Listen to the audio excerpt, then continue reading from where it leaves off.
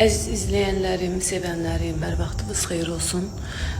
Storyimdə yəqin ki gördünüz bundan öncəki paylaşımda mən məcbur qalaraq uşaqlarımın sənədlərini paylaşdım. Çünki bilirsiniz ki mən illərdir bir ədəbsiz, əxlaqsız, mənliksiz bir insanla mübarizə aparıram.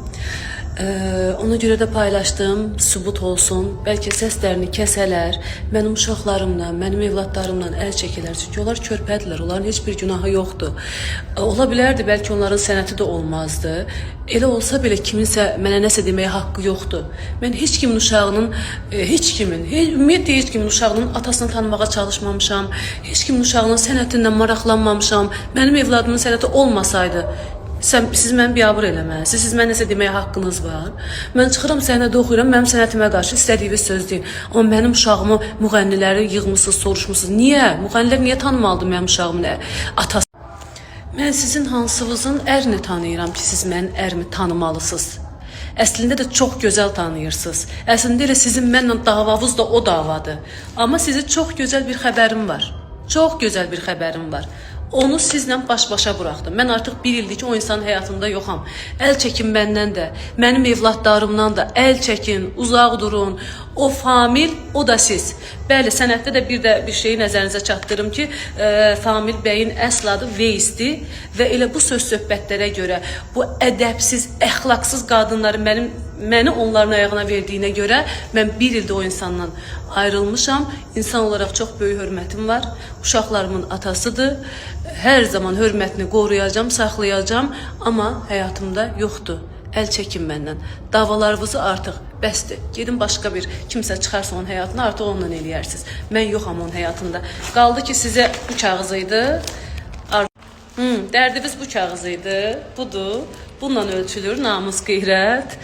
Lazım olarsa, vaxt gələrsə onu da paylaşarım. Əlbəttə o da əsasdır. O da vacib bir şeydir. Amma ondan vacib bir şey var. O kağızdan da, o sənətdən də vacib bir şey var. 10 ildir mən bir insanın həyatındayım.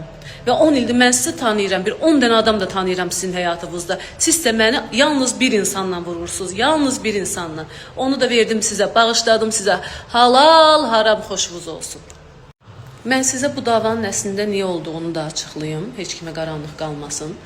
Deməli, Şəmkirli bəyəfəndi pandemiya vaxtında, əslində çox adam bilir bu mövzunu, amma yenə də deyim, siz də biləsiniz. Şəmkirli bəyəfəndi bu xanıma zəng vurur, xanım da demək olarsa, insanlıqdan çıxmış insana zəng vurur, deyir ki, gəl Şəmkirə. Və bunun nəsiz Şəmkirə çağırır. O da deyir ki, gələrəm 5000 ver, gəlim. O da deyir ki 5000 cəma sən 500 manat verir. Mən sənə niyə 5000 verirəm? Bu söhbətdə hamamda olur. Hamamda da bir neçə adam qrupla, nəysə ki kişilər qrupla bu insanı yığıbmış.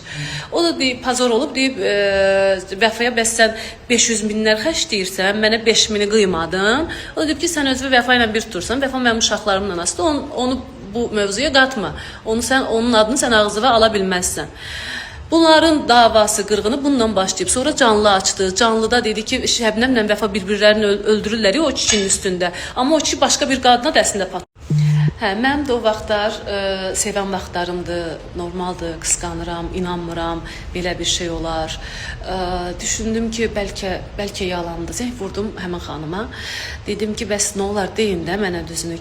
Kimə olubdu bu zəng, kimə padxod eləyib? Dedi ki, bəs mənə. Mənə dedi ki, sənə 50 min verirəm, gəl Şəmkirə. Gizli maşında səni gətirəcəm, heç kimin xəbəri olmayacaq. Ortada sən var idin, ona görə yox dedim. 50 minə yox deyib. Sonra mövzu açıldı. Mən o adamla dava elədim. Sonra mənə şahidlər gətirdi. Bax, filan kəs olub, xəttə filan kəs də olub. O məndən 5000 istədi. Mən o zarafatla deyirdim ki, buralığa gəl, get. Niyə bizim tərəflərə gəlib getmirsən? O dedi 5000 ver, gəlin. Mən dedim 500 verərəm.